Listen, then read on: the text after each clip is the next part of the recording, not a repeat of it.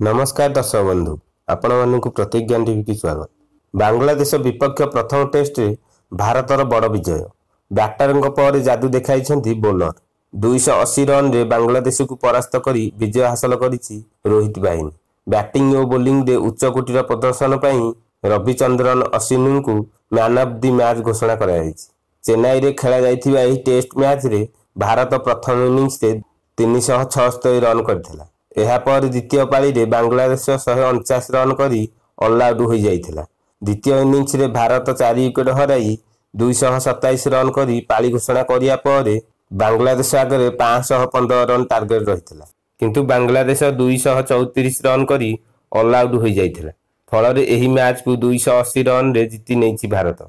बांग्लादेशर द्वितीय पाली रे कमाल करिसंती स्पिनर रविचंद्रन अश्विन 6टी विकेट नहीं बेले रवींद्र जाडेजा नहीं 3टी विकेट। सेहीपरि जसप्रीत बुमरा 1 विकेट नहीं। अन्यपटे द्वितीय पाली रे बैटर पक्षर शुभमन गिल एवं ऋषभ पंत बड़ पारी खेली। शुभमन गिल 119 रन करी अपराजित रही बेले ऋषभ पंत 109 रन करथिले।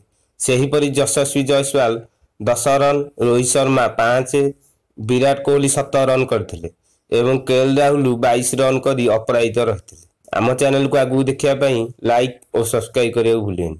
नमस्कार।